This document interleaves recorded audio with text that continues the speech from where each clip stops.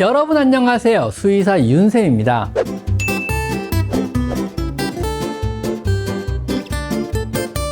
반려묘의 건강하고 안전한 삶을 위한 이야기, 오늘도 한번 나눠보겠습니다.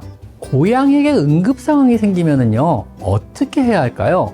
물론 그런 일이 생기지 않는 것이 가장 좋겠지만 예기치 못한 사고는요, 언제든 일어날 수 있습니다. 갑자기 무언가를 먹다가 목에 뭔가 걸릴 수도 있고요. 예상치 못한 사고나 심장 질환으로 인해 호흡이 멈출 수도 있습니다. 이럴 때는요, 빠르고 올바른 처치가 고양이의 생명을 구할 수도 있는데요. 오늘은요, 고양이에게 응급 상황이 발생했을 때 보호자가 할 수 있는 응급 처치 방법들을 한번 알려드리도록 하겠습니다. 꼭 알아둬야 하는 내용이니까 끝까지 함께 해주세요. 먼저 첫 번째로 하임리 구명법. 하임리법 대부분 알고 계시죠? 고양이가 의식이 있는 상태에서 호흡을 못하고 있다면요, 고양이를 백허그로 안아서 들어 올립니다. 이때 고양이의 허리를 안고 한 손은 주먹을 쥐어 고양이의 흉골 바로 아래 위치시켜줍니다. 그 상태로 강하게 압력을 가하며 끌어안아줍니다. 4, 5회를 강하게 끌어안으며 주먹으로 흉골 바로 밑에 부분에 압력을 가해주는 겁니다. 한 번에 훅 하고 끌어안으면서 배를 주먹으로 꾹 눌러서 이물질이 밖으로 튀어나가게 해주는 겁니다. 성공하지 못했다면요, 다시 한번 같은 동작을 반복해줍니다. 만약 고양이가 의식이 없다면요, 먼저 입을 벌려 혀를 손가락으로 쭉 잡아 뺀 후 입안의 이물질을 손가락과 꺼지를 사용해 최대한 제거해줘야 합니다. 하지만 육안상 목을 막고 있는 이물이 안 보인다면요, 억지로 손가락을 넣어 함부로 제거하면 안 됩니다. 자칫 고양이의 기관지나 후두를 오히려 손상시킬 우려가 있기 때문에 그렇습니다. 우선 고양이의 뒷다리를 잡고 거꾸로 들어 올려 머리가 아래쪽을 향하게 한 뒤 부드럽게 털어줍니다. 부드럽거나 흐르는 종류의 고기 같은 이물은요, 거꾸로 이렇게 들어 올려주는 것만으로도 흘러나오기도 합니다. 그런데도 이물질이 나오지 않으면요, 그때 하임리 구명법을 다시 실시해야 합니다. 이후 성공적으로 이물을 배출하고요, 고양이가 의식을 차렸어도요, 바로 병원에 데려가셔야 합니다. 하임리 구명법이나 이물을 제거하는 과정에서 목에 손상을 입거나 갈비뼈에 골절이 생겼을 수도 있으니 확인하고 적절한 조치를 취하셔야 합니다. 다음은 심폐소생술을 알려드리겠습니다. 하임리 구명법으로도요, 이물질을 제거해도 고양이가 의식이 돌아오지 않고 심장마저 멎어버렸다면요, 이때 즉시 실시해야 합니다. 눈에 가볍게 손가락을 대어보고 눈을 깜빡이는지 동공반사를 확인합니다. 동공반사가 전혀 없다면요, 의식은 없는 상태입니다. 그리고 가슴과 배를 관찰하여 숨을 쉬는지 확인을 합니다. 또한 허벅지 안쪽 사타구니에 위치한 대퇴동맥에 검지와 중지를 대보고 맥이 뛰는지를 확인합니다. 여기서 맥이 안 느껴진다면요, 이때는 심장은 멈춘 상태이니까 바로 심폐소생술에 들어가야 합니다. 심폐소생술은요, 고양이의 입과 코에 보호자가 입을 대고 숨을 2번 하고 넣어준 후에 심장 부위를 30회 압박하는 것이 한 세트로 이루어집니다. 폐와 심장 박동을 우리 손으로 대신하는 것이니 강한 압력과 호흡을 끊임없이 해줘야 합니다. 고양이를 눕힌 뒤 목을 부드럽게 뒤로 당겨서 살짝 젖히고요, 입을 벌려서 혀를 살짝 당겨서 기도를 확장합니다. 한 손으로 고양이 얼굴을 받치고요, 고양이 입과 코에 동시에 입을 댄 후 얼굴 앞부분을 입으로 덮고 천천히 숨을 불어넣어줍니다. 일정한 강도로 2번 숨을 불어넣어주는데, 이때 고양이의 가슴을 관찰하며 진행해 가슴이 부풀어 오르고 다시 내려가는지를 확인해 주셔야 합니다.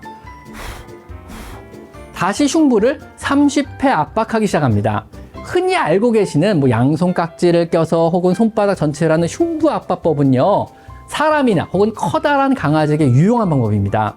작은 고양이는요, 손바닥 전체보다는요, 손가락을 사용하거나 심장 부위의 가슴을 손으로 쥐고 조물조물 눌러주셔도 충분합니다. 이때 심장의 위치는요, 고양이가 팔꿈치 이렇게 접었을 때 가슴에 닿는 부위입니다. 중간중간 호흡이 돌아왔는지와 허벅지 사이에 대퇴동맥에 손가락을 넣어서 맥이 다시 뛰는지를 확인해 봅니다. 이와 같은 심폐소생술을 반복하며 최대한 빨리 동물병원으로 이동을 시켜줍니다. 이런 심폐소생술에는요, 골든타임이 있습니다. 심장이 멎었다면요, 4분 이내에 심폐소생술에 들어가야 합니다. 인공호흡 2회 실시 후 심장 마사지 30회를 꼭 기억하시고요, 사람이나 큰 강아지에게 하듯이 체중을 실어서 가슴을 압박해서는 절대로 안 됩니다. 아셨죠? 고양이는 비교적 구토를 자주 합니다. 하지만 구토를 했다고 해서요, 무조건 큰 문제가 되는 것은 아닙니다. 건강에 별다른 이상이 없고 활력 징후가 정상이라면요, 차분하게 대처하는 것이 중요합니다. 먼저 물을 새 것으로 교체해 주고요. 사료와 간식을 모두 치운 뒤 구토 후 약 2시간 정도 기다려 봅니다. 그런 다음에 사료를 한 티스푼 정도만 급여하고요. 또다시 2시간의 상태를 지켜봅니다. 이때 추가적인 구토가 없다면요. 다시 한 티스푼 정도의 사료를 주고 이 과정을 반복하면서 2시간 간격으로 구토 여부를 확인합니다. 이렇게 몇 차례 반복해도요. 추가적인 구토가 없다면요. 점진적으로 정상적인 사료로 전환해도 됩니다. 다만 간식은요. 24시간 동안 추가적인 구토가 없음을 확인한 후에 이때 다시 급여줍니다. 만약 구토를 했더라도요. 물은 항상 먹을 수 있도록 해줘야 합니다. 물을 제한하면요. 탈수가 심해질 수도 있기 때문에 깨끗한 물을 계속 공급하는 것이 굉장히 중요합니다. 하지만 모든 구토가요. 단순한 소화 문제로 끝나는 것은 아닙니다. 만약 고양이가 이물을 삼킨 후 구토를 했다거나 하루 3회 이상 반복적으로 구토를 한다면요. 이때는 바로 동물병원에 데려가야 합니다. 구토가 3일 이상 지속되거나 구토 후 24시간 이상 식욕이 없는 경우, 또 구토 후 힘이 빠지고 늘어지는 경우도 마찬가지입니다. 또한 토사물에 붉거나 갈색이 혈액이 포함되어 있거나 녹색의 내용물이 섞여 있는 경우, 구토 후 체온이 상승한 듯 보이는 경우라면요. 역시 즉시 동물병원에 방문하시는 것이 좋습니다. 다음은 고양이의 발작 증세에 대해 알아볼 건데요. 반려묘가 발작을 한다면요. 이때는 정확한 진단이 가장 중요합니다. 집에서는 직접적인 치료보다는요. 이후 동물병원에서의 정확한 진단을 위해 발작의 기록을 남기는 것이 우선되어야 합니다. 발작이 일어나는 동안 고양이는 의식이 없으며 통증과 같은 감각이 소실된 상태입니다. 이때는요. 보호자를 인지하지 못하기 때문에 함부로 만지거나 입을 벌리려고 하다가는요. 심하게 물릴 수도 있기 때문에 주의를 하셔야 합니다. 다만요. 입안에 토사물이 있어 기도를 막을 위험이 있다거나 발작 중 높은 곳에서 떨어질 가능성이 있다면요. 즉시 안전한 곳으로 이동시켜야 하는데요. 담요나 커다란 수건으로 감싼 뒤 조심스럽게 바닥으로 내려주시는 것이 좋습니다. 발작이 발생했을 때는요. 주변의 자극을 최소화하기 위해 방을 약간 어둡게 해주고 TV나 음악은 꺼서 안정될 수 있도록 해야 합니다.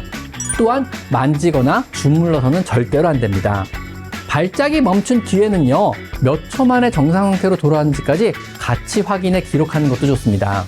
발작이 끝났다고 해서요. 바로 고양이를 안거나 쓰다듬어서는 안 됩니다. 발작 후에 일시적으로 방향 감각을 잃거나 정신적으로 흥분 상태가 지속될 수 있기 때문에 보호자에게 공격성을 보일 가능성이 있기 때문에 그렇습니다. 따라서 일정 시간이 지나 고양이가 완전히 안정을 되찾을 때까지 지켜보는 것이 필요합니다. 만약에요, 발작이 5분 이상 지속된다면요, 이때는 즉시 병원으로 이동해야 합니다. 또한 24시간 이내에 2회 이상 발작이 발생했다면요, 이때도 역시 즉시 병원에 방문하시는 것이 좋습니다. 발작은요, 꼭 몸 전체가 격렬하게 떠는 형태로 나타나는 것만 아닙니다. 한쪽 다리가 통제불능으로 떨릴 수도 있고요, 얼굴 일부분에 경련이 난 듯 떨리기도 하며 갑자기 동공이 확장된 채로 침만 뚝뚝 흘리는 경우도 있습니다. 단순히 기절한 것처럼 보이거나 배변과 배뇨를 하며 멍한 상태로 가만히 있을 수도 있습니다. 발작의 모습과 패턴, 지속 시간을 기록하여 수의사 선생님에게 정확하게 전달하는 것이 진단과 치료에 굉장히 큰 도움이 됩니다. 빠르고 정확한 대응이 반려묘의 생명을 지킬 수 있다는 점 꼭 기억해 주세요. 여러분의 반려묘가 건강하고 안전한 날들을 보내길 바라며 저는 다음 시간에 다시 찾아뵙겠습니다. 지금까지 수의사 윤쌤이었습니다. 감사합니다.